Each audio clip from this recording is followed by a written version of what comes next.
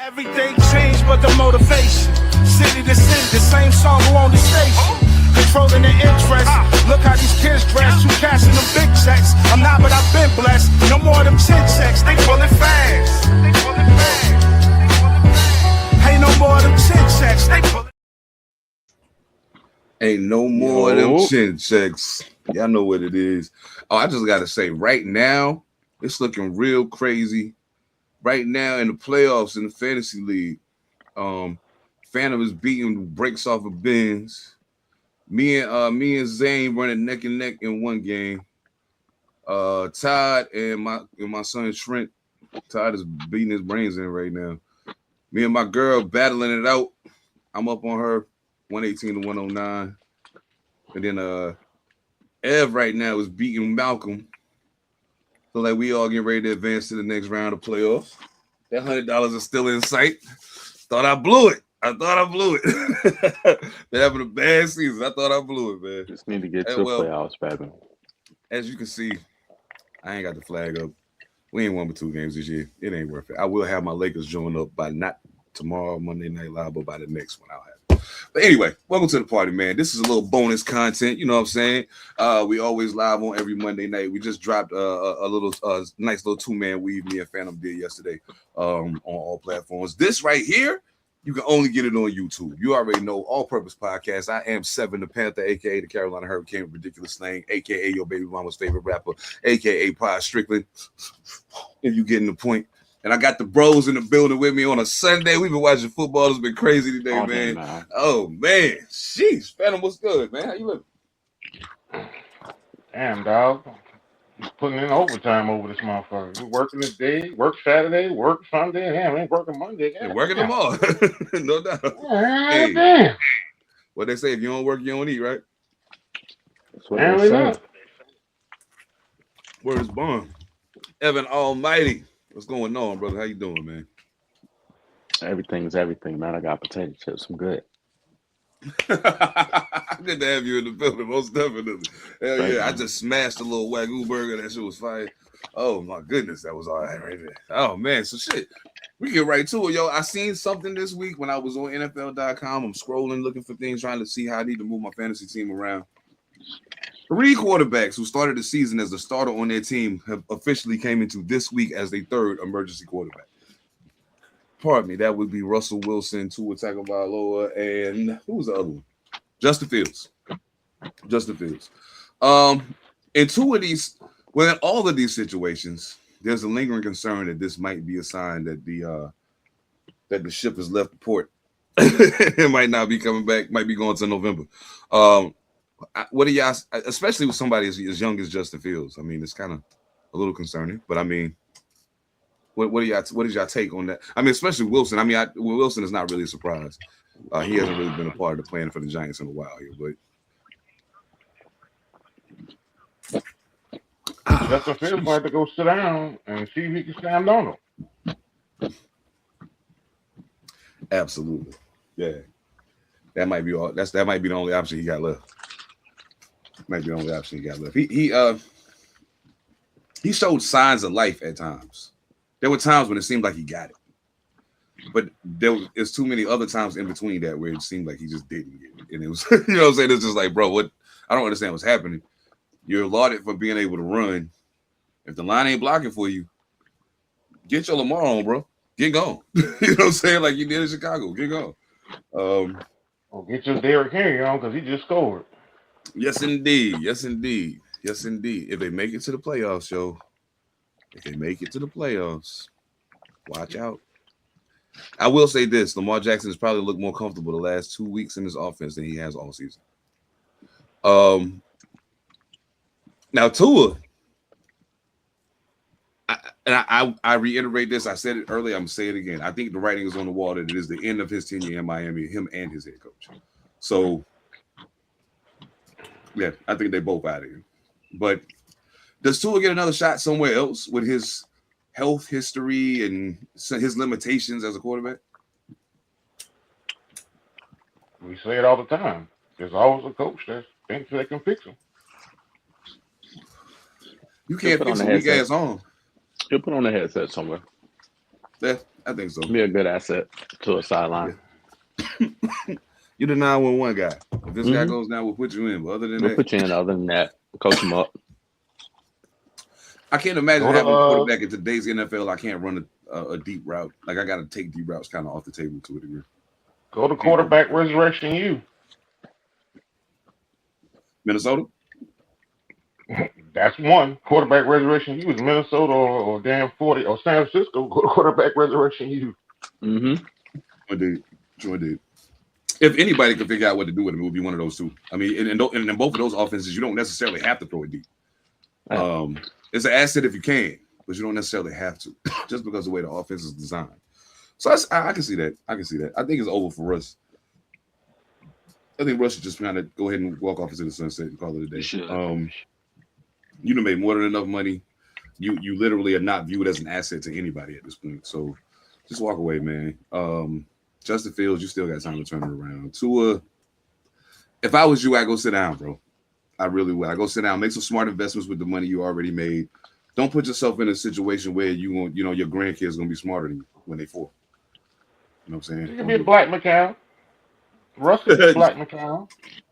Oh, I feel you on that. Yeah, come in every now and then and spark it up and make it look like it's real, and then all of a sudden he turn back into a pumpkin. Yeah, I feel you. Black McCown. That's right. I would hate that for him, though. I would hate that for him. Like, I think he's already done enough damage to his legacy at this point. Like, I think it's time to sit down, Russ. I think it's time to sit down. Now, is there anybody else that I'm not thinking of right now that you hope that you do not see suit up for somebody next year? I hadn't even thought about that question, but it just popped in my head.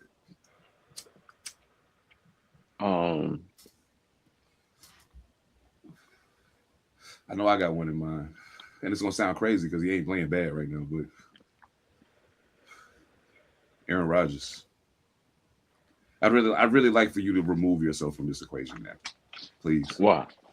Why you said that? Just so here's the thing, because his name is Aaron Rodgers, and because if you look at the numbers, of course people are gauged by team success, but realistically speaking, he didn't play bad last year. If you just look at the numbers, he didn't play bad at all. You know what I'm saying? So the problem then becomes, as long as you're not playing bad and your name is Aaron Rodgers, somebody else is getting overlooked because you're in the way. Just move, man. It's time to go sit down. Just go sit down. It's okay. Like, it's time for these new guys to take hold of the reins and do what they got to do. He's still playing decent football, though, man. I'd like for him to still be able to walk later on. Like, that's true. That's true. But at his age, there's only a few that are blessed to be able to still do it that way. Tom Brady was a statue by the time he got down to Tampa Bay. Still got the mind for it, but he was a statue. Aaron Rodgers is still doing it like Aaron Rodgers out there right now. Oh, yeah. At his age. He shocked me with a couple of them plays today. At his age, yo. So, like you said, it's only a matter of time, though. Them old bodies, they don't take too kind to get popped like that too many times. So, I give him this year, maybe next year, two more years, man. Interesting situation. Daniel Jones is out. I know.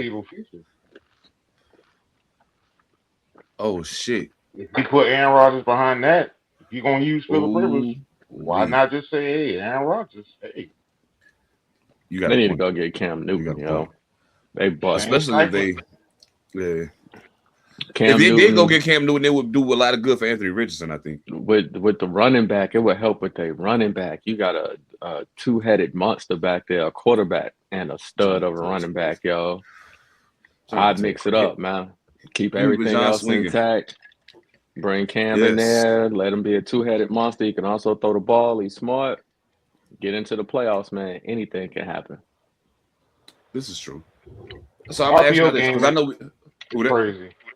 Oh yes, hell yeah. I'm gonna ask you this because I know we said this earlier in the year. We took this poll earlier in the year. So now I'm gonna go division by division. Tell me who the best quarterback is. AFC North.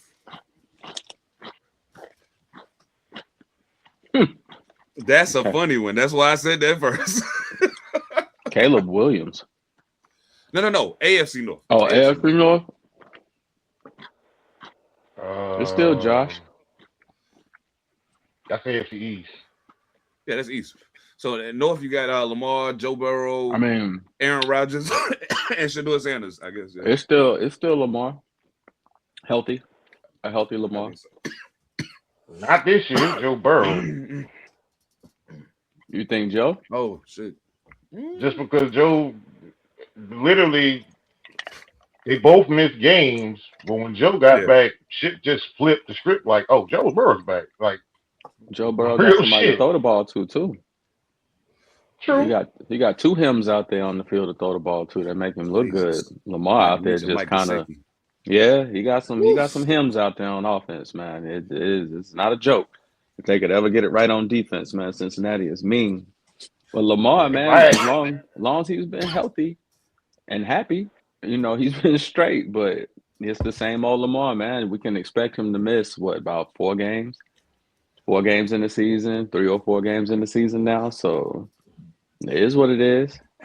The only reason I say Lamar at this point is only because even in some of the games they lost, he didn't play bad. The defense just couldn't stop nobody Nope. at some of those points. And in other situations, it was some of the things that, like, especially when Cincinnati played, I think it was last week they played. Burrow made a couple of very uncharacteristic Joe Burrow plays that made me say, wait. He panicked a little, and I'm not used to seeing him do that because Joe Burrow was one of the coolest customers I've ever seen in my life. Like it's like nothing shakes him, you know what I'm saying? But he looked shook for a moment, you know what I'm saying? So I was like, I know you've been out for a minute, so maybe you still kind of. I'll take that, but at this point, I would say Lamar, but I'd say it's just like this. It's not a big wide gap. It's very little in my brain. No, it's not. Yeah, I think it's so AFC East. That one's actually kind of easy, but. Well, not really. It is, but it ain't. It's between two people, actually. I mean, in all honesty, it's only between two people. And I guess it would depend on if you gauge that on head-to-head or if you gauge that on overall numbers. Or Well, Josh Allen's asked to do more than Drake May. True. He's asked to do more. True. That's why I say Josh Allen in that division. Yeah. Josh Allen got that because he's asked to do way more than Drake May. Way more. Yeah. He has. Yeah. The way the Patriots, the thing I started noticing, I've been paying a lot of attention to New England this season because I like that kid, Drake May. I like him a lot. But what I started noticing is the way that they have the way that their offense operates is very much reminds me of early in the mix when they were building up to the Super Bowl running like consecutive runs to the Super Bowl early on. Establish the run game, make sure the defense is strong. The quarterback can't fuck this up, and it'll be even better if he can add on. You know what I'm saying? And I think Drake may actually even be more than what they anticipated him being. So yeah, I still give it to Josh Allen, but in that case, it's a little wider than the Joe Burrow, Lamar Jackson gap, but not as wide as some people probably thought it was at the beginning of the year. You go to next year. This is the thing. You go to next year, Drake May will resemble some version of Josh Allen because Josh McDaniels is gonna move him that way. Right. I see that. Because he's already doing it now. It's just like, okay, we're not gonna ask you to do it. Yeah. Drake got some states. But yeah, Josh McDaniels is the key. Because he's gonna ask him to do, hey, if you gotta go, you gotta go. 1, 2, 3, go. I feel that. Hell yeah, because I think Drake May's ceiling is really high, and I'll be tuned in to see how quickly he rises up to that level. AFC West, not as much of a no-brainer as it has been in the past.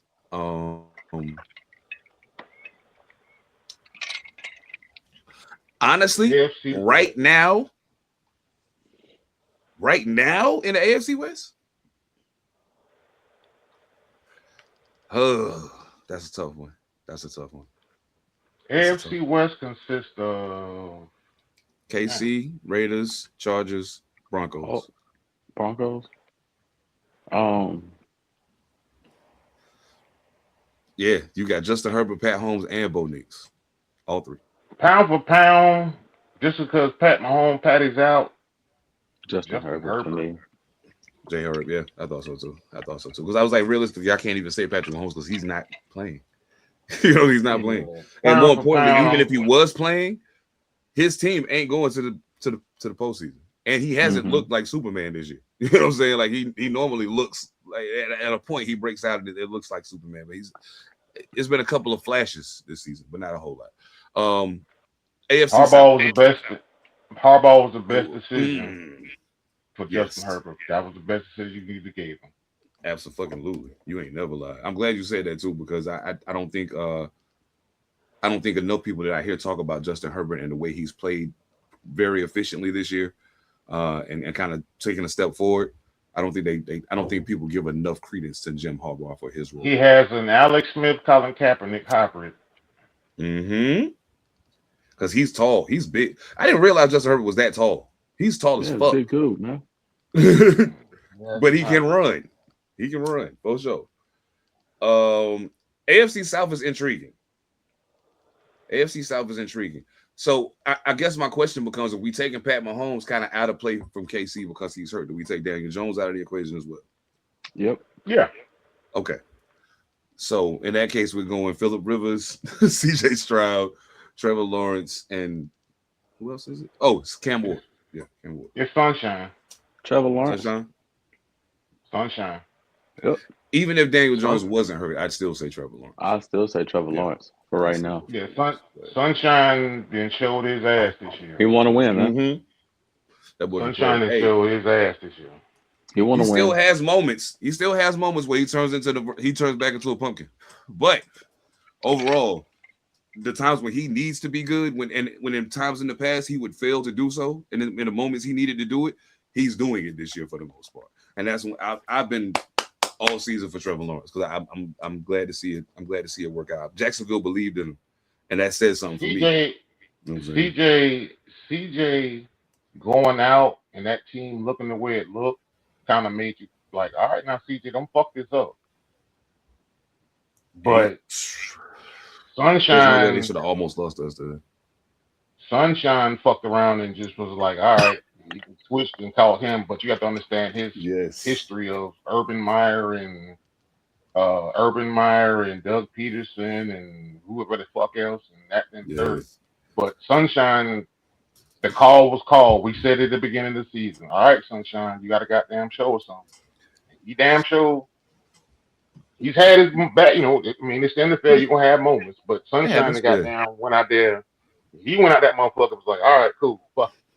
You know, one thing I took into consideration too, I feel bad for Doug Peterson because I feel like he was almost gun shy about trusting Doug Peterson because of what happened with Urban Meyer. And it took a little more time. And him having to maybe towards the end of that, he realized, oh shit, you know what I'm saying? Like, this ain't that. Okay, so let me just trust the process. The next coach comes in and it's like, okay, I'm in, let's go. And we've seen the benefit play out for them, and that's dope. Especially when you think about it, the best receiver on their team hasn't been a big part of what's happening with the offense. They haven't found a way to unlock him really this season. He's been double and triple. They taking him out of the equation. Brian Thomas Jr., who I'm talking about, ladies and gentlemen, he's not touching the ball, barely touching the ball. Jacoby so Myers, they're getting it done. Jacoby Myers, you're welcome. He was happy to get out of Vegas. They gave him a deal yesterday. Yeah, he deserves it too. You can see how that works out. Like, okay, cool. You see that I was saying Jacoby Myers, and I remember saying before the deal got done, I was like, if he's going anywhere, Jacksonville makes sense. They need a veteran wide receiver that knows how to work these zones and read these defenses and can show these young dudes, hey, this is how you get open. Because like just talent wise, Jacoby Myers ain't better than fucking Brian Thomas Jr. as a wide receiver. Just talent wise, you know what I'm saying? But he's been doing it long enough now, especially at this level. That was a great pickup for them. This one should be fun. NFC South.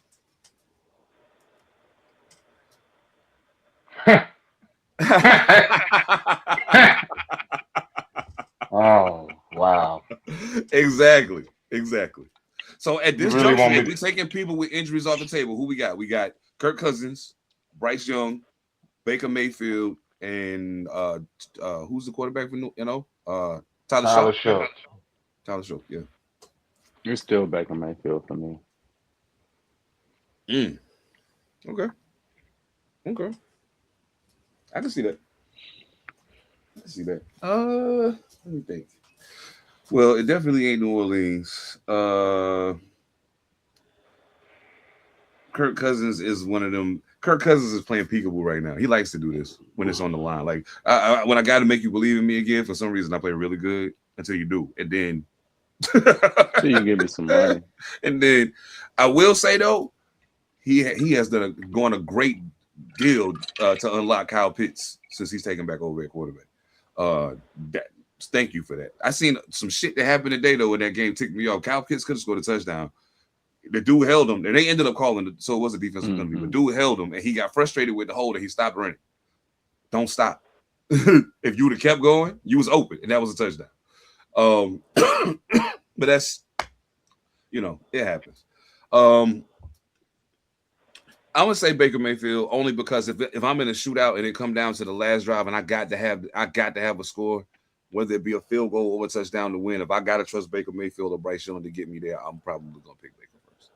And that's no diss to Bryce Young. I just seen Baker do it more times so far. You know what I'm saying? So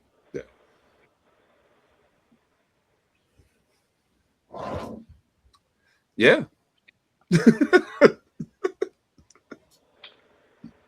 It's Bryce Young, and I'm gonna tell you why. As inconsistent as Bryce Young is, Baker's inconsistent as well. Here's why I say it's Bryce Young. It's those game-winning drives, and it's those moments when shit goes south. For some reason, you zero blitz Bryce Young. They did it today, and it was just lights out. Terrible Miller. Something about if he's close, he might put you in the hole. Mike Baker, they might put you in the hole. But if you got a sliver of daylight, this is why I as a Panthers fan, I always get frustrated. I'm like, God damn it, Bryce. And then all of a sudden I'll be like, oh shit. And then it's okay, I see why you made that throw. Right. He can see it. I see that. And he can throw it, and it's just like the moments of brilliance for Bryce Young is like, can you just be consistent? Yeah. Do that on the regular. Can you do that shit on the regular? Because I'm like, bro, you're 5'10", 190 pounds. But you see this shit in a way I'm like, I literally looked at the game and was mad as hell, but I was just like looking at it and I'm like, damn, Bryce, wait a minute. How the fuck did you see that shit? He'll see it. It's that Alabama quarterback thing that I always talk about, y'all. It's that Alabama quarterback thing. I always talk about it. And the other thing with Bryce that I will say is this: the one thing I noticed is he'll fuck around and have a game where he'll throw 2, maybe even 3 picks. But the turnover thing ain't a habit for him. It might be inconsistency, it might be incomplete passes, maybe the spacing ain't right, the timing ain't right, whatever. But he doesn't throw a lot of interceptions. So that's a plus, you know what I'm saying? Especially for him to be his size. You got to find a way to effectively move the offense around to make it possible for a quarterback his size to be the most effective. You know what I'm saying? You can't just do straight dropbacks all the time. These guys in front of him are 6'2" and up. Like you got to be realistic about what you're doing. But I like some of what I'm seeing from him this year, and he's actually I think I've seen him take some liberties with the offense and drop back, but then make whatever move he need to make sure he see what the fuck is going on. And I was like, smart kid. I like Bryce a lot. So I mean, I picked Baker, but it ain't by a landslide or nothing like that in my mind. So, the one he threw to Jatavian Sanders when he rolled out today, and I thought he was gonna haul ass, and he just stopped and he just whoop. And Jatavian Sanders is wide open, and I'm like, oh, okay. Yeah, his decision making is getting a lot better too. His decision making is getting a lot better. NFC East. That one's an intriguing one for me, for a number of reasons. I actually from this season would probably put Jaden Daniels at the bottom of the NFC East right now. I As far as would too. quarterbacks go. I agree. But It's injuries robbed him of most of the year, so It's Dak. most. It's Is Dak. Dak? It's Dak. It's Dak Prescott. Only man. because the way the offense have looked all year, it's Dak. I mean, uh, Jalen Hurts. Oh, Jalen Hurts. Yeah, it's been up and down, but Dak is Dak. I mean, for this year, it's Dak. Okay. It's Dak. Ev, you got Dak too? Yeah, I don't want to say it, but yeah. I can dig it. Yeah. I shit. I have a feeling that I know the answer I want to give, and I know that in my brain the answer I want to give that the reason I want to give that answer is because what I'm really seeing is 3 years away from that. You know what I'm saying? It's really not right now. It's what's coming. What I foresee coming.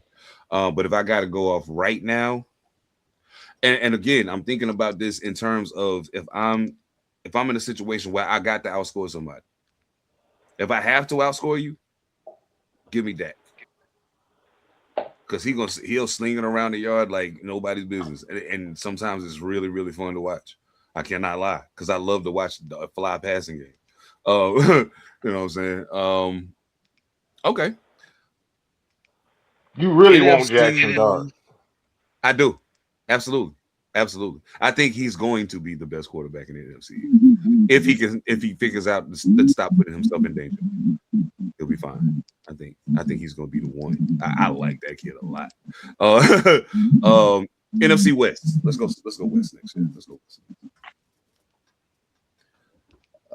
So I guess right now that would be Jacoby Brissett, Matt Stafford, Sam Darnold, and who the other one? Oh, Brock Purdy. Yeah. I mean, it's pretty much a no-brainer. I get it, but it's pretty much a no-brainer. I get it. No, it is not. Oh shit! No, it is not. Who you taking over Matt Stafford in the NFC West? Dog. Old Gingerbeard Stafford, dog. I mean, Gingerbeard Donald. I don't know, bro. I'm not taking him over Matt Stafford. Sam Darnold won the game, but you see the difference in how they play? I would say Matt Stafford passed for almost 500 yards. Like that was crazy. I always will take Stafford, but I'm just saying it ain't that much of a no-brainer because Sam Darnold up in Seattle in the Northwest, bro, he up there putting in work. If you gave me 10 spaces to sit a quarterback from the NFC West in, I'm putting Matt Stafford in 9 of them, and I'll put Sam Darnold in the last one.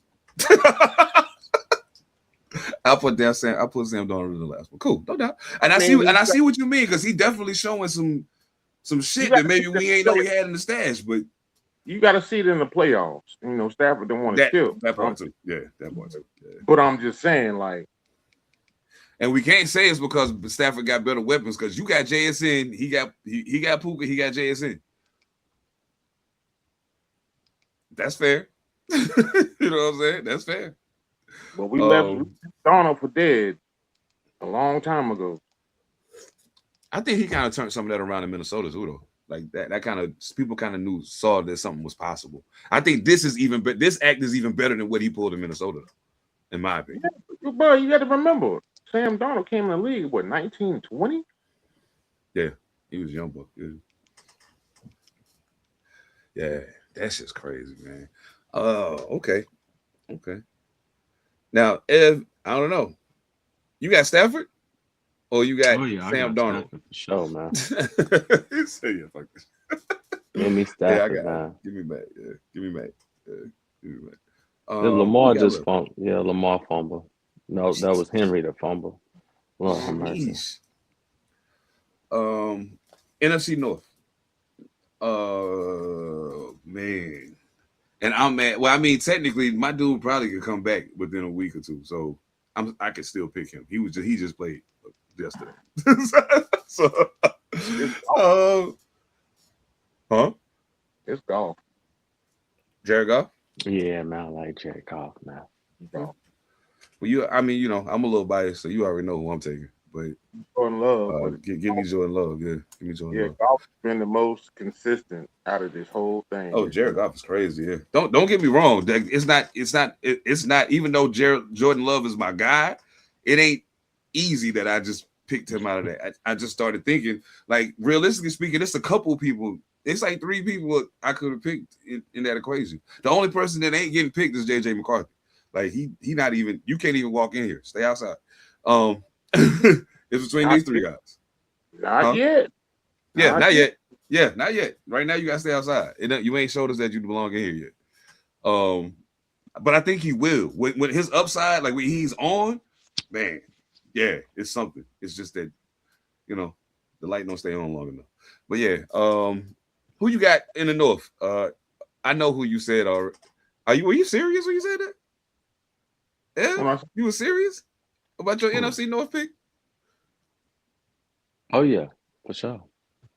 He said Caleb. Because remember when I said AFC North, he picked Caleb, but we was like, nah, that's the other one.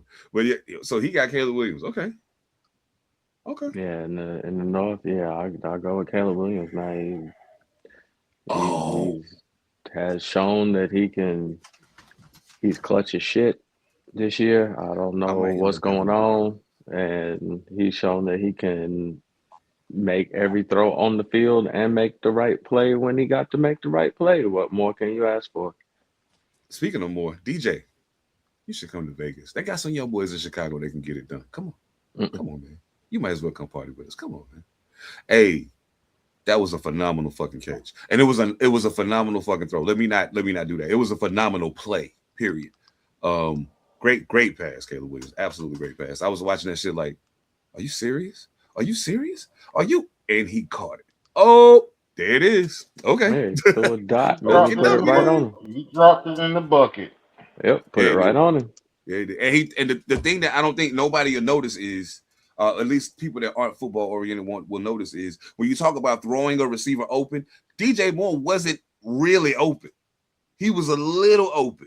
Caleb Williams threw it long enough, but moved it this way. So DJ Moore could adjust, and that opened up. That gave him a little more room so he could make that catch without the dude all over.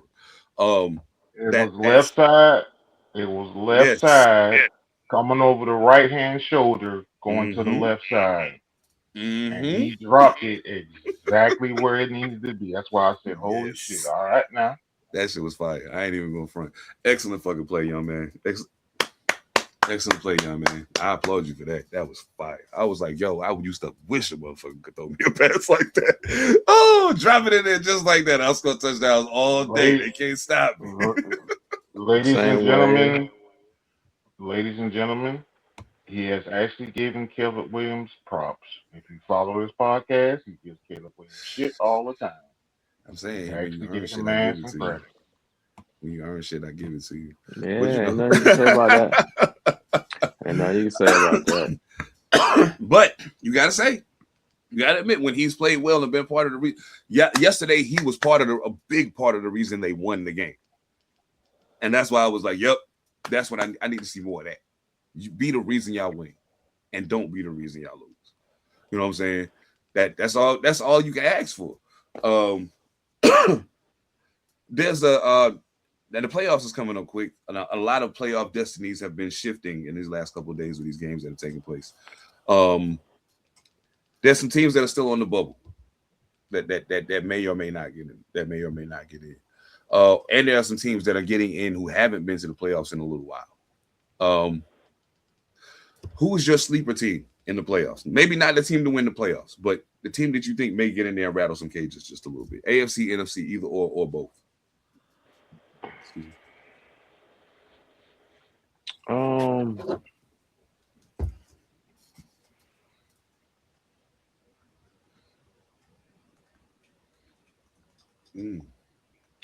I'm gonna say.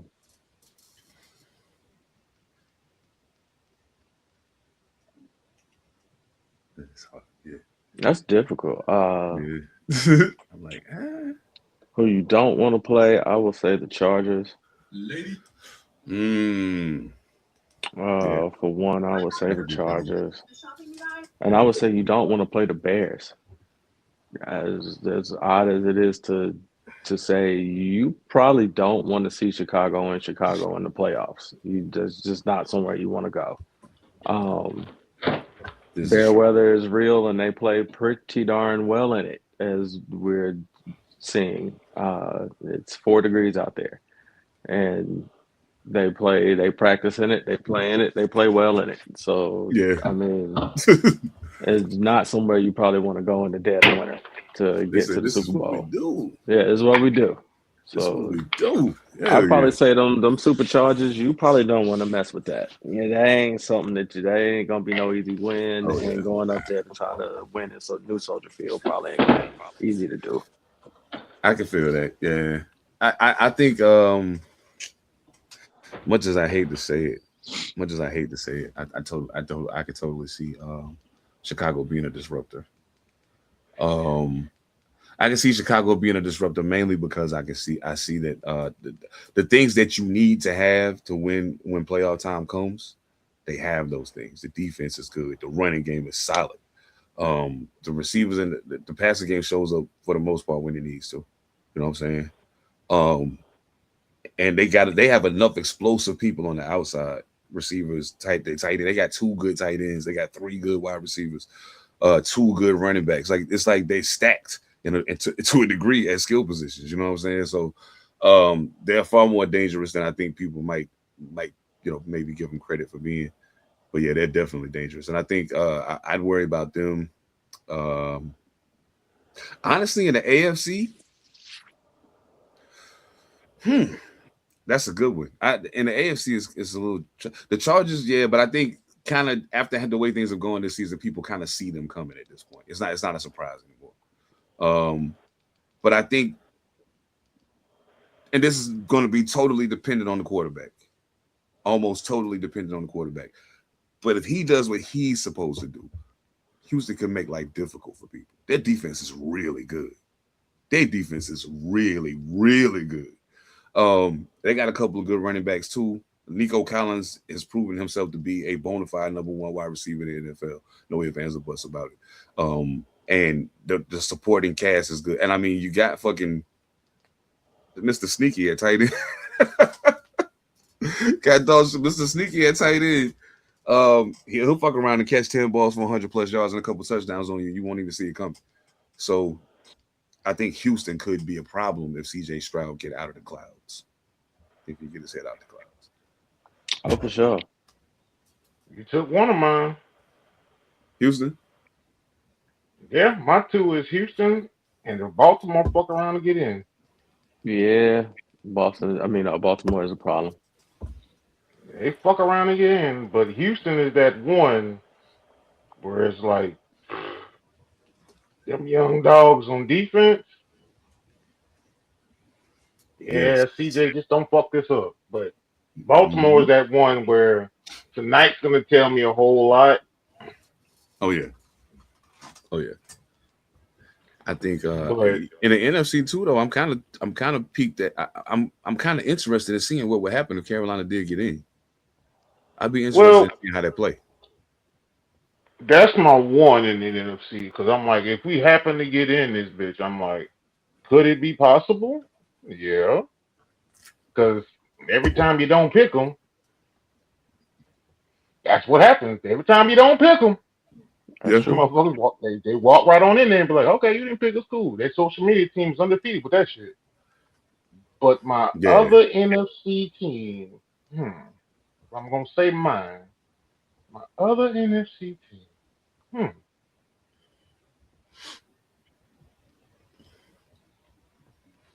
based off who's on the bubble and who's close. Yeah, because the playoffs gonna look different this year. You know what?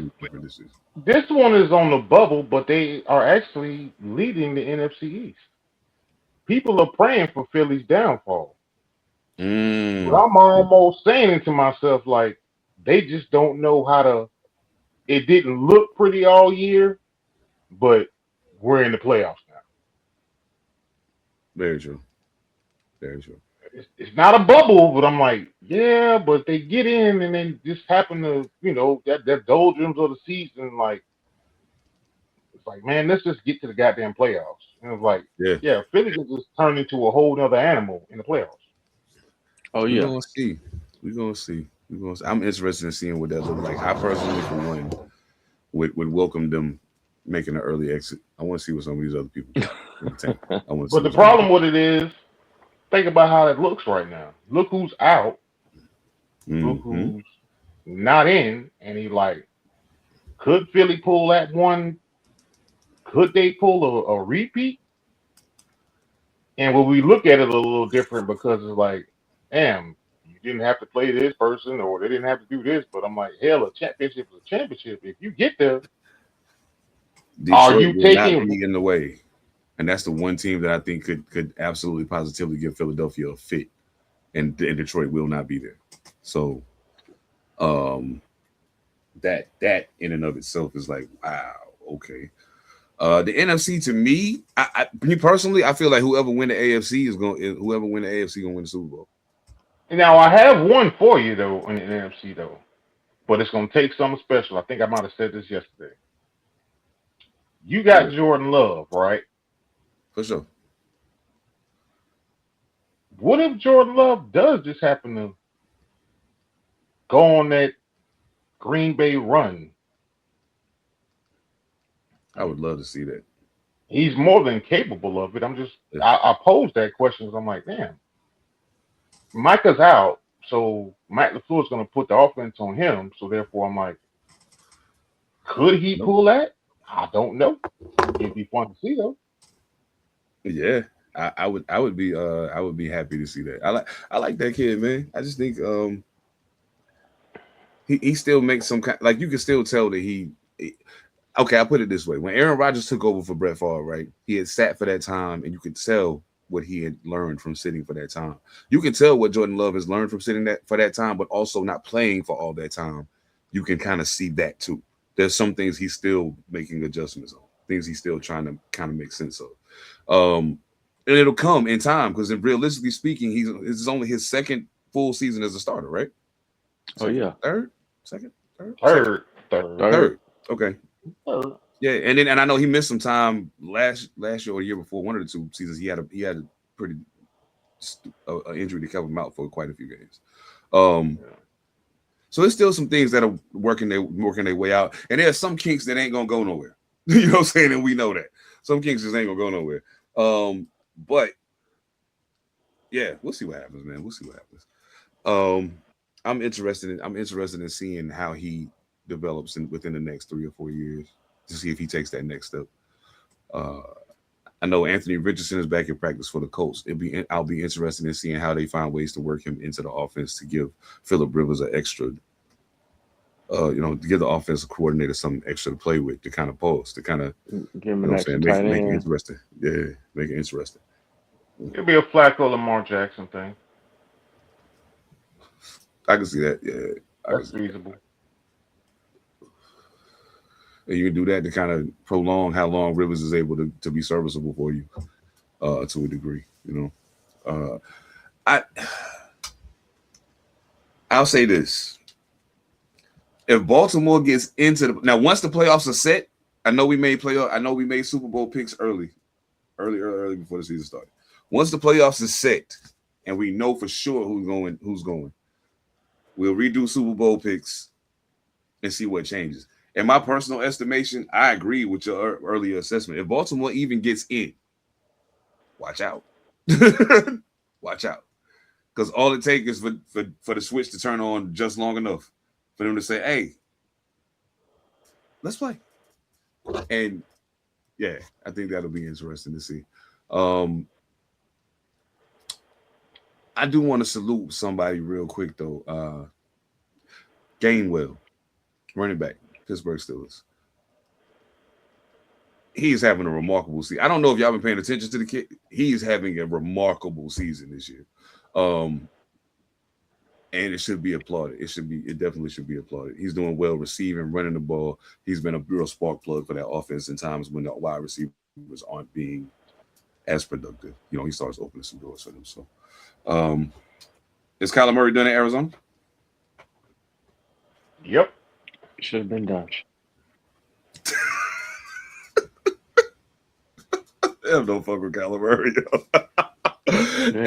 Kyler Murray is Ev's Caleb Williams and shit.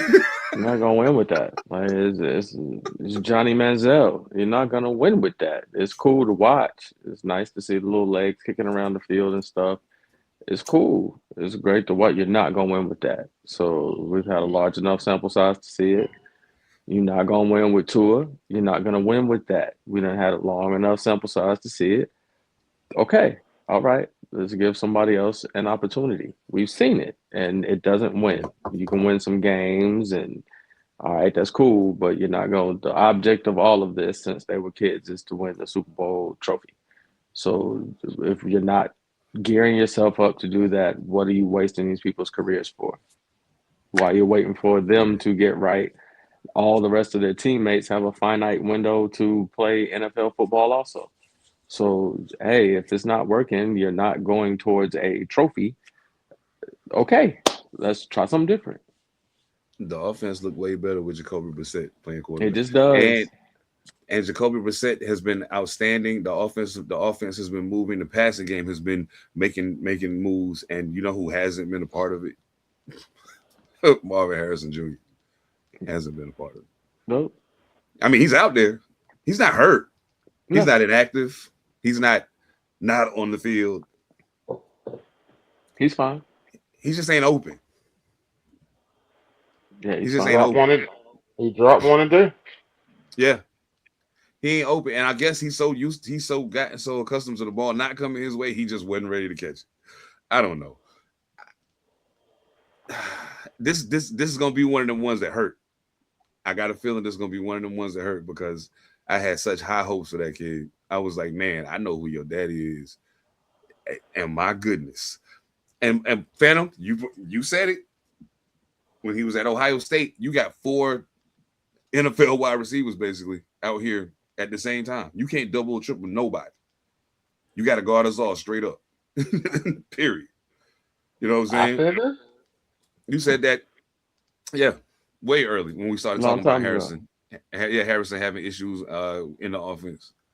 And I was like, damn, yeah, you got a point. Because he was there with some animals. So now that you're not out there with animals, you are out there with a animal at least in Trey McBride, the tight end. That he's an animal. That's true. But where you at, Oh, Marv? my bad. It was that Ohio State thing that kicked in. Yeah. Sorry. Yeah, it's okay. I kind of figured you was good. I kind of figured you was going to feel that because even when you said it, you was like, "Fuck, I hate to say this shit," but like, I was just saying, Yeah, yeah, Ohio all right, State. man. Ohio State thing kicked it in my ass. Oh yeah, well, I don't know, man. He might be I hate to even use the word, yo. I hate to even use the word, but it don't I look can good. use the word because he's not. He's not. I don't know, dog. I'm gonna stand on it that he's not. He just worked his way through it. He come from good stock and good pedigree, so he'll work his way through it. I feel you. Here's my thing.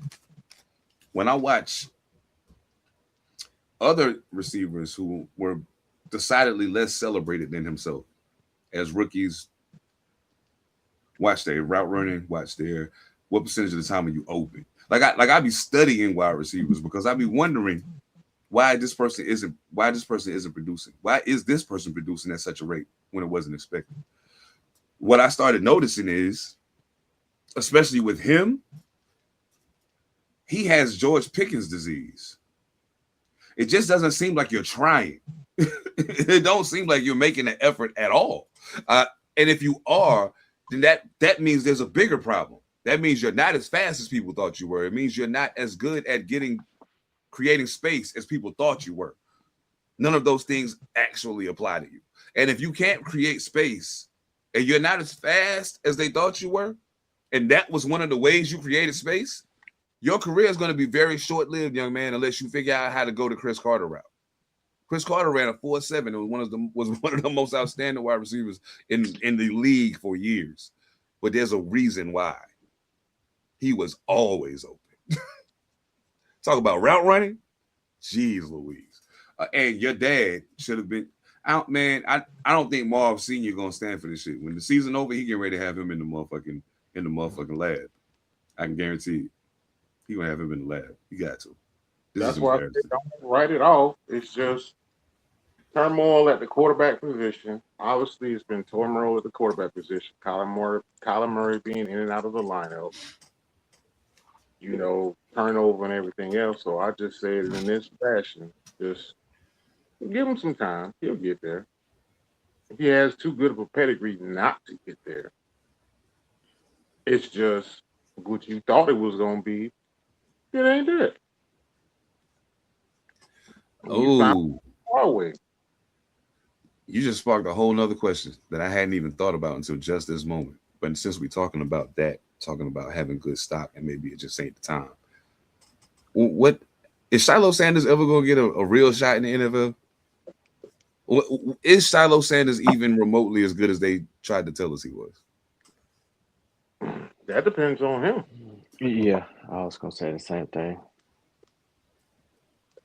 Okay. Because he's not what he is. From what I see of him, he is a box safety. He's not a cover safety. He's a box safety. Yeah. He's a run stuffer safety. Cool. He's gonna put his hat in there and go make the. He's a do a dirty work safety. No doubt. That'll keep you in the league because you do dirty work. Now, what is your ceiling? Yeah, what is your ceiling? And how hard are you working to correct the thing that's keeping you from being on an active roster right now, which is your inability to cover? Yeah, Jamal Adams did something very good. One thing very good. You put Jamal Adams in the goddamn box, you know damn well he coming downhill at a high level. Yes. But you put him in coverage, you offset him and put him in coverage, you knew, okay, he have a moment or two, but he was that. Shiloh Sanders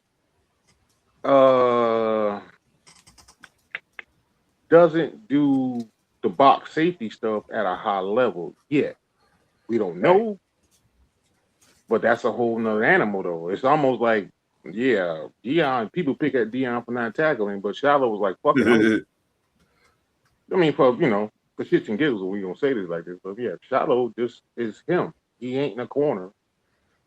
He's not a corner. It's true, though. It's kind of true, though. He's not a corner. You literally can use him as a big nickel or a extra linebacker.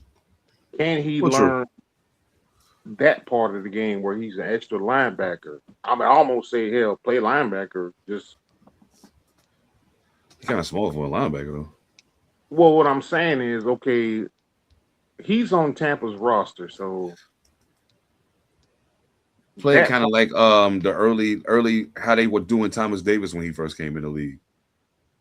No, because Thomas Davis was fucking athletic as fuck. No, but I'm saying the way they played him almost like a linebacker safety hybrid. It's how they will move him around like that because of his athleticism. So I'm saying you put him in that kind of situation, so that way he ain't put in too many situations where he got to cover. You can still play him in the box, but you got him there, and you can play him in a zone at least. Utilize him like a zone linebacker. Play this area. You know what I'm saying? Okay, well, you can play big nickel, or if you run in a 3-4 scheme, he's one of the linebackers in that scheme. Right. Exactly. Yeah. Hell yeah. No doubt. But if you got to have him in run support, he's going to put his head in the run support. But you got to have him covered, then it's like, no, that ain't his strength. Yeah, Thomas Davis was actually really good at that, though. Super athlete. Yeah, man. when Thomas Davis was at Georgia, Thomas Davis was a fucking freak of nature. He just people don't even realize that motherfucker was a freak of goddamn nature when he was in Georgia. Man, there's a lot of things he could do. Hell yeah. Damn. I wanna I want to switch gears real quick because we did have a hoops discussion we were supposed to have, but this football shit is taking over the world. But anyway, it's something that comes to the forefront simply because I don't know if it's because I started doing this podcast and then started posting things for the podcast and it's all connected to my personal page or whatever. But like now my algorithm started popping up more and more of these hoops conversations about GOAT talk and all of this other stuff and these comparisons and things of that nature that are going on. And one of the things that has been a repetitive mention in that conversation is quote unquote ring culture. Now I personally, for one, think that's a strange fucking term, but I get it. Okay, I kind of get it, but I don't, because if you actually were talking about a ring culture, then you wouldn't be saying Michael Jordan's the GOAT because of rings. You know what I'm saying? Which we've mentioned ad nauseam. People have heard it a million times, but I'm saying, like, if that's the reality, if you're talking about a ring culture, then that's what it would really be. It's kind of sort of like a bastardized version of that, I guess you could call it, because it is a strong association to the rings themselves, and a lot of the things that go with that. So my question becomes, I'm sorry. I know what your question is. I'm the one who's allow me to finish the thought, because we had this conversation, Ev, and I was wishing you was going to be on the call for this. Ring culture, Gilbert Arenas said it, and I've been saying it for years. Ring culture only exists because of Michael Jordan. It only exists because of him. I agree. It didn't exist before him, and it only exists since him.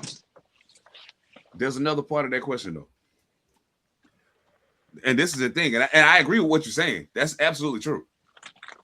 The other part of the question, though, becomes for me at this point, when I start hearing the people that talk about it, is ring culture really a thing? Or is it a thing that people that don't got them or don't got enough of them got to bring to the forefront in order to elevate their position in the conversation? No, because Wilt was still Wilt. We didn't see it, but Wilt was still Wilt. That's true. Barkley was still Barkley. Now we might discount a little bit Sixers versus Phoenix Barkley, but the motherfucker was still him. Phoenix Barkley was different, bro. That's KG is looked at differently because when he finally got to Minnesota, we all know KG was a dog and KG was KG. But that Boston ring does what? Do we need to keep going? Like, legitimately, we don't need to keep going because I am gonna keep going because I'm like, yeah, KD got 2. Yeah. But KD got 2 after a 73-9 Warriors team. But do we not think KD is not a great player? No. He's KD. These people were great players. Yeah, absolutely. But ring culture has become a thing because they start counting championship rings. But what they also did was they start discounting championship rings. Well, that too. Yeah, that's kind of weird. I think that's kind of strange. I mean, what happened was they started discounting championship rings. Like, oh, he got 11, but the arrow was this and that and whatever. Oh, the bubble championship. Oh, that was the bubble championship. But I'm like, I've said this before. I'm going to repeat it. So that's the only reason they Hakeem got his 2 without Jordan. Mm-hmm. But still got him. Still got him. He still got him, A, and B, Hakeem just happened to be motherfucking Hakeem. Let's be real about what we're saying. Hakeem Olajuwon, bro. I mean, yes, indeed. What else you gonna say? He was always that's the dream. I mean, come on. But the bubble championship, I use that example is because that's my example I use now. Oh, the yeah. Bubble championship, I'm like, yo, how many of us have ever heard, man, lock the gym, close the gym, I love this. I get up and do this every day. Yeah, let's get it. Exactly. So literally the bubble was they locked the gym and they said, who gonna come get it? Mm-hmm. Mm-hmm. So how you arguing this? Exactly. Make it make sense. Yeah, I'm like, it's like you going off a training camp or summer camp. It's like you going off a training camp or summer practice, and it's like, oh shit, we got to sleep here, we got to do this here, we working. All right, cool. Goddamn, let's get it, and we gonna goddamn bang all day. Mm-hmm. Well, let me That's ask what you they this. did. Let me ask you this, and then we can close. I know we right at an hour right now, but I feel like we can get some flash shit off real quick. Tell me your the three players that you think, the three greatest players you can think of since from the 90s to now. We ain't gonna go all time, just from the 90s to now. Three greatest players you could think of without a ring. Allen I'll let Iverson. y'all go. Allen Iverson, yeah, that's usually the first one most people say when I say that era, yeah. Charles Barkley. Okay. And Damn, yeah, Charles Barkley is a good one. Okay. Allen Iverson, Charles Barkley, and Patrick Ewing. Big Because Pat. people Okay. don't understand how nice Patrick Ewing really was. Like Patrick Ewing was that dude. He was one of the dudes. He just drew the bad luck of coming through in the Jordan era, baby. And he had some stellar teams. He had Anthony Mason, John Starks. He had some Mace. Charles Oakley. He had some solid teams to play with. But that just goes back to what we say about the GOAT conversation, man. When you got that assembly of players, and just because there's this one man in Chicago, you can't get a ring. What you gonna do about that, man? And they want to say that he was playing against plumbers and electricians. Nah, he wasn't. Not when it's niggas that was playing with him that'll still give you that was playing there at the same time frame that'll give you 20 points right now. That if he wasn't Just playing, because. we would have been talking about them like we talking about him. But it's because he was playing. Charles Barkley, even Michael Jordan will tell you, Sir Charles was that dude. It was a Zion Williamson back then, a gigantic man who flew through the area with tenacity. So I mean, way better dedication to his craft. That's the way only better difference really between him and because Zion's far more athletic than Charles Barkley. But the similarity Like, is that neither one of them had a dedication to their health. Because they got on Charles the same way when he came in the league, bro. To lose, get down 100 pounds, bro, and you're gonna be even better. And he was. So hold up, we got Charles Barkley. Okay, you said Charles Barkley, Allen Iverson, Patrick Ewing. Okay, cool beans. Okay, I like that. And yeah, Pat probably got the most infamous miss layup in the world. In honorable mention, I'm gonna say Reggie Miller, because I really would have liked to see Reggie get one too. Reggie was on some really good Indiana teams that I thought really good assembly of teams, man. Just couldn't get over the hump. You had to deal with Jordan. It's fucked up because getting to that point, you had to deal with Jordan all them years in the East, and then finally get there and had to deal with Kobe and Shaq. Yep. It's like, damn it, man, this is some bullshit. You get Mike 2.0 when you finally do get a chance. You see me? And he got the most dominant physical specimen of a center ever seen. Goodness, that's crazy. Oh man. Shit, I don't know. Now you got me thinking about some shit. I gotta ponder on this a little bit more because I thought I had my answer till you said when you said Patrick Ewing, it made me think, damn, you know what? I'm forgetting some people. Yep. I just came up with my three. All right, who you got? Chris Paul, Charles Barkley. Yeah, and Chris Paul's a good one. Chris Paul, Charles Barkley, and Tracy McGrady. I was gonna say T-Mac too. I was hoping somebody was gonna say T-Mac. Good one. Because he didn't get his. Good one. Okay. Vince never got one either, did he? Nope. No, he didn't. But Tracy McGrady is the one. I'm like, that's the one. T-Mac should have got him one, yo. And you know who we're gonna end up saying on the way out that ain't never gonna get one? That damn James Harden. Yeah. James Harden should have had at least one ring. He should have had at least one. There was a couple of the Houston teams that could have won it all if he'd have just showed up. CP should have had one on that them Houston squads, yo. CP should have had him one. Or the Clippers. Or the Clippers, yeah. CP should have had him one. But T-Mac, dog, Yeah. man, Definitely should have got him one, dog. that dude was special, man. Phenomenal, yo. I said I Phenomenal. was gonna say Penny. I was gonna say Penny.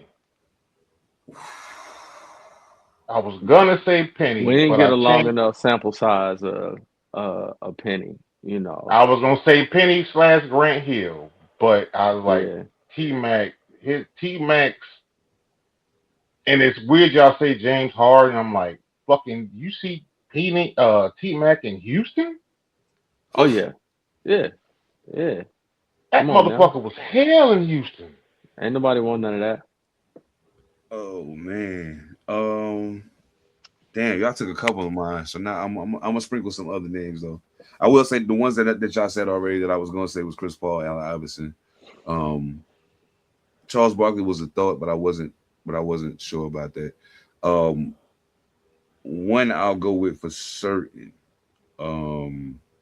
is Russell Westbrook. Yeah, that's Russell one of them Westbrook. too. Yeah, he deserved one too. I think. Damn. I think Russell and James Harden got cheated out of getting rings by OKC busting that up. I think they could have been had a championship in OKC before even SGA got there. That was, I think, their only misstep in what they had at that particular time. Maybe not having enough money in a small market. That was their only misstep. Who knows how many championships they could have won if they would have brought a center to Yeah. that. I'm gonna say Russell Westbrook, Carmelo Anthony, Mm. and Melo, my favorite player too. You know what? Fuck it. Damn, I can't do it. Allen Iverson. I gotta say him too, because I think it's a travesty that a motherfucker to play basketball like that ain't got no championship to his name. That Chris is Webber. That's my favorite basketball player too. I was gonna say him, but I even put Allen Iverson ahead of him in that conversation. I Because guess. Chris Webber and he just came through at the wrong time. He played the Lakers, and he had a great assembly of players in Sacramento. Nice team when he Hell came yeah. to Philly. Oh But yeah. We what got you gonna do? cheated You our way got past Kobe. him, You got Kobe. They had to go against Kobe, man, we cheated our way and past Shaq, him one year, and and the then other year we Kobe beat with the Pacers. talent. Oh, wait. Remember the other question I asked? What was that? Greatest finals run. Oh yeah, greatest I got, finals I run. got, Yeah. I got a little bit of time, so Greatest finals run. Ev, you want a part of this one? I know who I'm picking, and I already explained it, so I'll let Ev or Yeah. y'all do it. And I can't. You know what the funny shit is? I even tried to go back and do some more research to try to come back and dispute it after we had that conversation, and I was like, nope, I can't deny that. That's crazy. That's In my crazy. in my lifetime, in my lifetime, I mean, it's often talked about, but it have to be Bron and Kyrie. In my lifetime, watching it real time, Greatest finals run, greatest playoff run is what I said. playoffs Oh yeah. period. That was the greatest playoff run I ever seen. I was at Bike Rally watching that whole thing happen, and they never should have been in the fight. It was Kyrie Irving. And I don't care what nobody say about Bron James, this, that, whatever. He needed Kyrie Irving because that was that dude in that playoff. That whole playoffs, Kyrie Irving played like he was trying to prove that that was supposed to be his team, and that's why I think he eventually went to Boston because he really wanted to prove that, and he looked like it. He looked salty because everybody was giving Bron the props, but Kyrie was like, "Yo, did you see? Have you seen what I've been doing since we got in the playoffs, son? I won the game. It was me." That was the best one that I think I've seen in my What lifetime, season yo. was that? What season was that? That was 2000. That was 2016, 16 probably. 15, 16, 15. It was Yeah. bike rally when I was biking hard, so it had to be like between Ev, 14 and 16. Sev, I got him. Mm. The greatest playoff run, brother, is Dirk Nowitzki, and it's not even close. Oh yeah, Dirk 2011. It's Dirk 2011. Do you know what Dirk walked through that year? Right. Easily, Dirk walked through 7 Hall of Famers. first ballot. Oh yeah. Seven. What he walked through, Shit's crazy, yo. and me and Seth had this conversation. He was trying to argue, and he was like, "Wait a minute." I'm like, "Bro, name who he walked through: Bosh, Braun, Wade, KD and Russell Westbrook and James Harden. James Harden. He walked through all of that. The Lakers. The Lakers with Kobe and Powell. Kobe and Pau Gasol. He And gentleman swept. He gentleman swept and swept, Yeah. bruh. Send I'm it a back. Look at Spurs fan. Dallas's roster for the team that he had in 2011.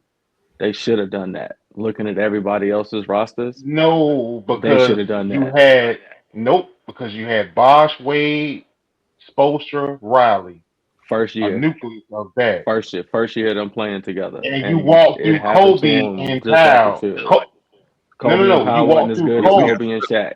Kobe They and just Shaq came off a smashed Dirk. championship. No, Don't you matter. remember Kobe and Powell? They just came off a championship. Don't matter. Yeah. Dirk was on He absolute walked. fire all of them years.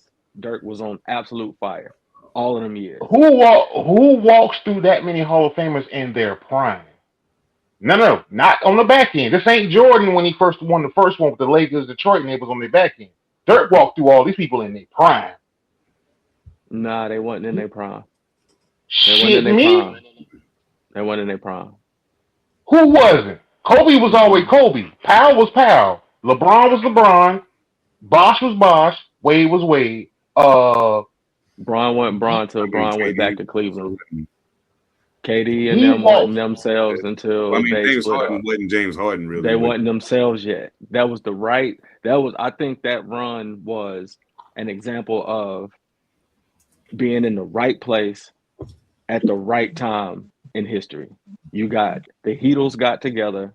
That was their first season together. They really hadn't put it together yet. That was their first one together. But what did he average? Did you know what he averaged? What was his averages? Dirk didn't fall at all. That's why I say it took me a minute to realize. I was like, wait a minute. What did Dirk? Bruh, 28 points. you ain't seen shit like that since Dirk Michael did it. Jordan didn't play basketball. He was in the right place at the right time. Go look at the Dreams numbers that year. Go look at Houston's numbers that year. You got a good team together with veteran presence playing against an assembly of the Heatles. You playing against not Shaq and Kobe.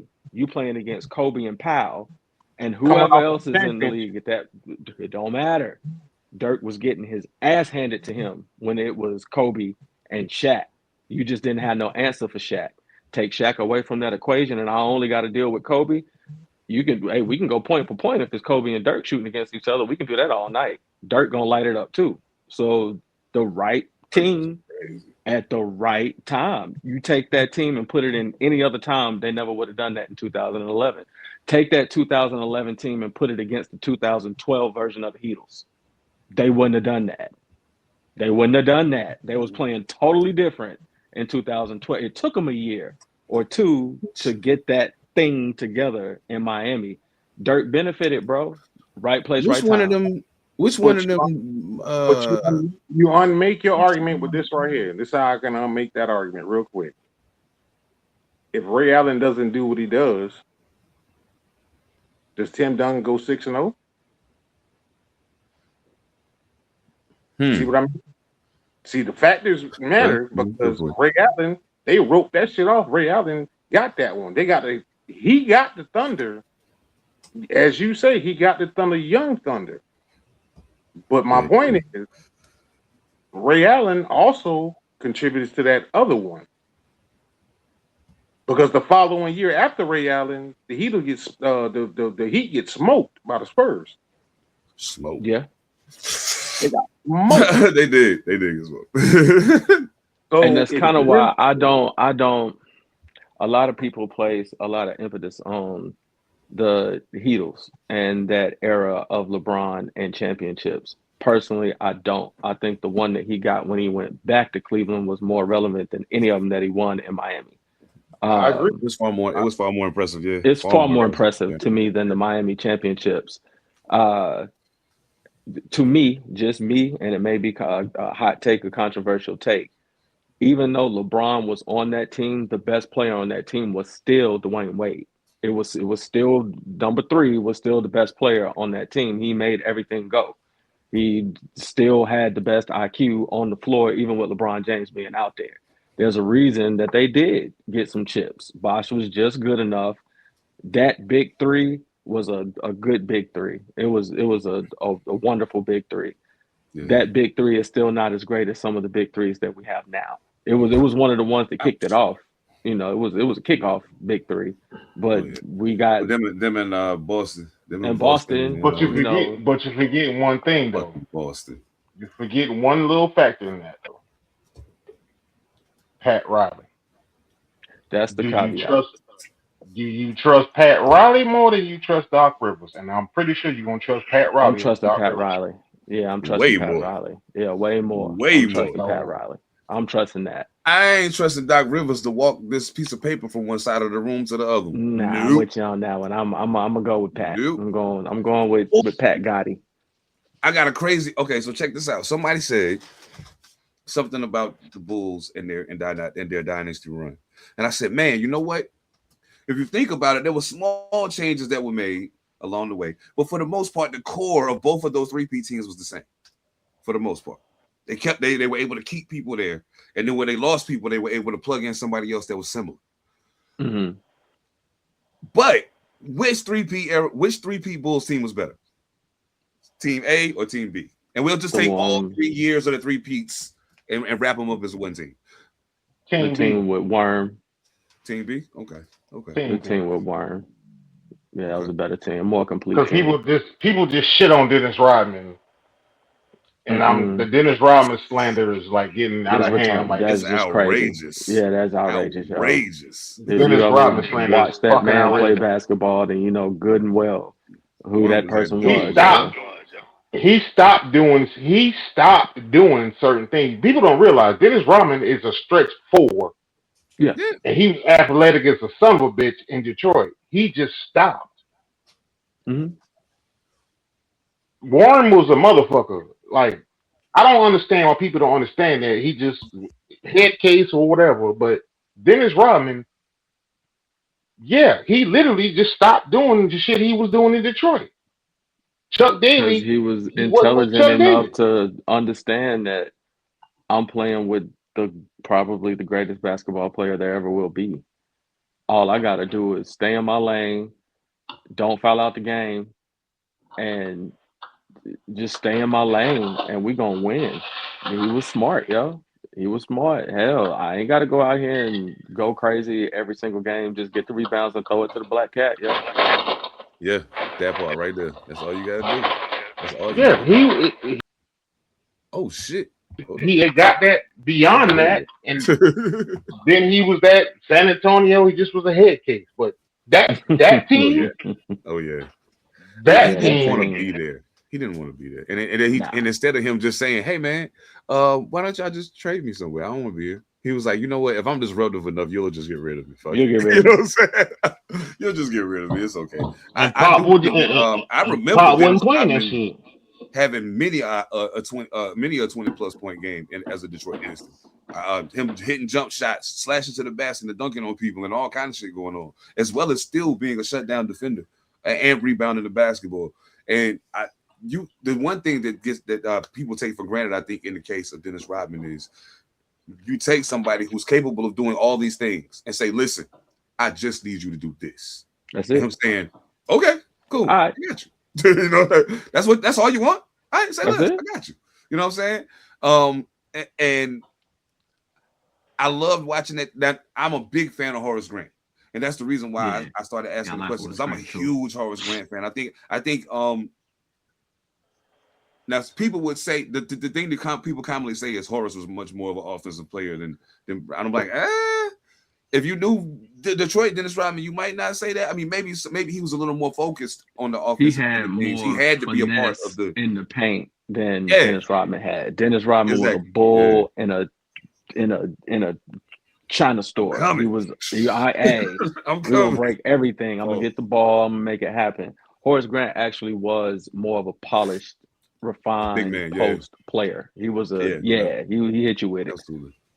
No doubt. I But love Ron Horace Grant, Harper, man. Harper though, My man. Mm. And if anybody Ron knows, they Harper. say Ron used to give Michael Jordan fits in practice, yo. They They better said go he was look at that pre-injury dude. Ron. They better go look at pre-injury He was Ron. that dude. That was a different type of player right there, bro. Ron Harper. Oh, People shit good. on Ron Harper, but Ron Harper was a motherfucker. He was defensively. Yeah. Everybody why in the with Bulls him- facility say it on any documentary, or they say it. They say that if you was in that practice facility, they said Ron Harper put the clamps on Michael Jeffrey Jordan, yo, on a Think regular about this basis. perimeter defense. Think about this perimeter defense. Ron Harper on the point, Jordan at the 2, and Scottie Pippen at the 3. That's the perimeter defense of the Chicago Bulls. And you mean, listen to me. And I don't mean no disrespect to none of these other teams. Y'all be saying, oh, they could beat the Bulls. Oh, they could beat the Bulls. Oh, they could beat the Bulls. You don't understand. You don't understand. It's a whole different kind of basketball we talking about. We talking about motherfuckers that are be 2 inches away from you. Like, I dare you to cross that ball over because I'm going to take it. I dare you to do it. Go ahead. Try me. And then when you do it and you take your little lightweight ass down, listen here, down the paint, it ain't going to be no pretty layups and none of that cute shit. You going to be on your ass and be like, damn, maybe I don't need to come in here no more. Hope your jumper's working. And my two guard is T-Mac height with a 50-inch vert with John Morant vert. Like he's T-Mac height with John Morant vert. Yo, that's like not even fair. And his son is a direct reflection of him. Yes. It's just he's more athletic. He can go get buckets. And it's that's pedigree right there, ladies and gentlemen. If you ain't never seen pedigree, that right there. To say he's more athletic should tell y'all something. I'm telling you, go look at pre-injury Ron. Pre-injury Ron was that dude. Oh my goodness, bro. Ron Harper, Brandon Roy, T-Mac, Brandon Roy, Will, Jesus Penny Christ. Hardaway, yeah. Ooh, B-Roy, So boy, many people that B-Roy was hell on wheels. Do you know how much I would have loved to see Grant Hill, Penny Hardaway, and Michael Jordan battle it out in the East for years? That would have been. They didn't figure out that, bro. They didn't figure out that microfracture surgery. Yeah, if they it was a death knell. Down yet? Yeah, it was a fucking death knell. Yeah, you can come back from it now, but I mean, like, there's been some serious advancements in regards to all of that, man. Yeah, but Brandon Roy, Portland Brandon Roy. Oh yeah, man, crazy, bro. Grant Hill. As much as I hate Duke, boy, I'm trying to tell you, I hate Duke, but Grant Hill, man, Grant Hill literally is. When I watched him play as a Detroit Piston, I was just like, that's not fair. It's almost like the game sliders is all the way up for him, and ain't nobody else is up that high. You know what I'm saying? Like nobody else is up that high. I mean, of course, when he's seen, you know, he had, you know, him and 2-3 has some battles. I mean, him and Scottie has some battles too. You know what I'm saying? Yeah. They had their battles, but man, Grant Hill, he wasn't afraid of shit. It was like, hey, dog, I know who you are, so I'm me. Mm-hmm. Hi, I'm Grant Hill. Take these. Penny Hardaway, same shit. Yeah, I understand who you are. I get that. I watched you. I looked up to you, but it's my turn. Man, love them niggas that come in with that attitude. Like, get out the way. Allen Iverson had that same attitude. Get out the way. Oh yeah, get out the way, please. Penny was LeBron before LeBron. Easy. Yeah. Every bit, and Silky smooth with it too. Yes. Was Silky was magic. Yes. He was magic for score. Yeah. Way better score than Magic. Yeah. Way better score than Magic. He better score than Magic. Yo, you know who another player I wish would have never got hurt, and then we can get out of here, man. I know right now we just on some shit, but like one player I really wish had never been injured in the way that he was, because it was the way it compromised his game, was Larry Johnson. Man. Oh, grandmama. Grandmama, man, look, man. I used to love to watch Larry Johnson get that ball in the post and be like, hey, yo, guess what? I'm about to dunk on you, your mama, and everybody else that look like you. And I'm not gonna care. I'm not gonna think twice about this. Watch this. Yo, Larry Johnson was special, bro. That back And stuff, they gave man. him Anthony Mason as a teammate. Yes. They gave him Anthony Mason. I'm like, oh, That's crazy, ass, right?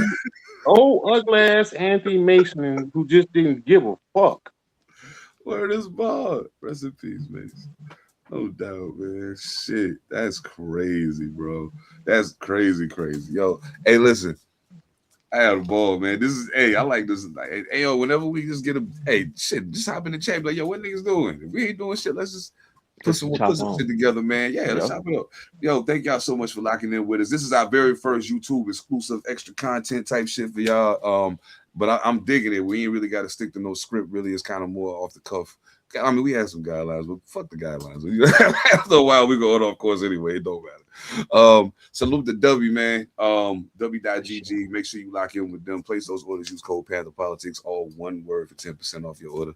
Because this is bonus content and this YouTube exclusives, I will not be running the joint today. But if y'all catch us Monday Night Live, you know what time it is. Salute to the guys over at Panther Politics. P7. Safe travels to you, brother. Hope you make it back in one piece. Sponsor Listen, what up? Again, special thanks to Dice Dilly, who was our special guest host last week. Mojo Barnes will be our special guest co-host coming up this week. It's almost time. 2026. We on y'all ass. Believe that shit, man. Believe that shit. 2026, we on y'all ass. Where the hell you at, OC? Oh, he coming. He coming. I seen him. Seen some footage of him in the studio cooking.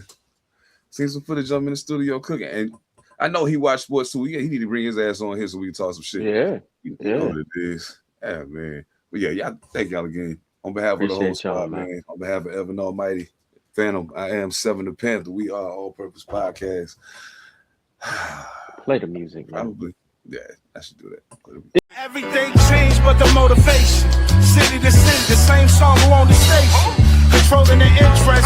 Look how these kids dress. You cashing them big checks. I'm not, but I've been blessed. No more of them chin checks. They